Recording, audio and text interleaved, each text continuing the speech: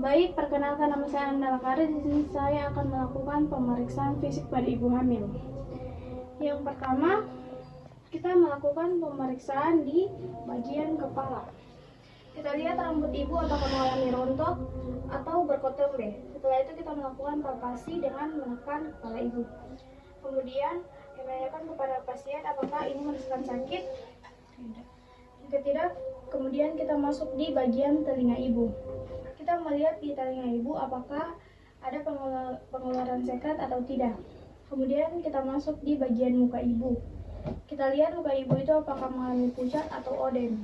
Setelah itu kita lihat konjungtiva ibu apakah pucat atau tidak.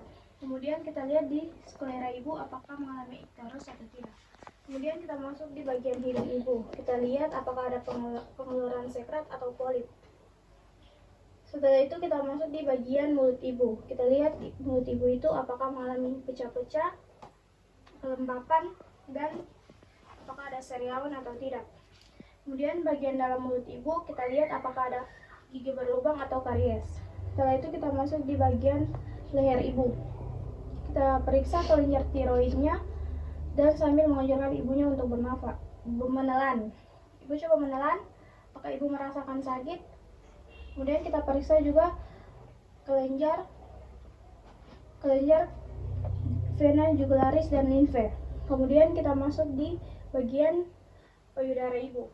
Kita lihat payudara ibu itu apakah simetris atau tidak, dan apakah ada di puting susu ibu itu apakah ada pengeluaran kolostrum atau ASI, dan areolanya itu menonjol atau areolanya itu menghitam, dan puting susunya menonjol atau tidak. Kemudian kita lakukan palpasi dari bagian terjauh. Kita lakukan palpasi apakah ada benjolan atau tidak, dan apakah ada nyeri tekan atau tidak.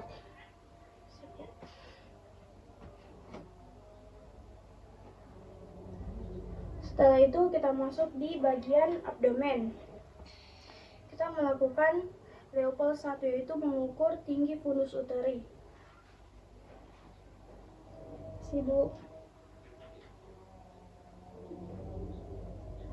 Kemudian kita ukur. Setelah kita ukur, kita tentukan bagian apa yang berada di fundus uteri ibu. Kemudian Leopold 2 itu menentukan puka atau puki.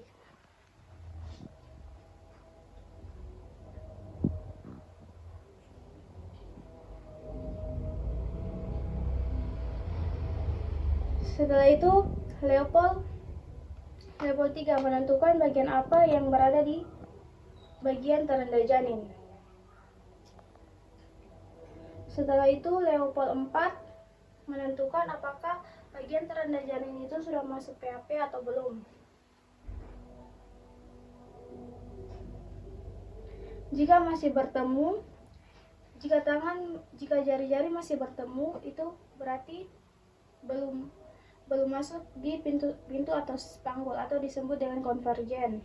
Jika jari-jari itu sudah tidak bertemu, berarti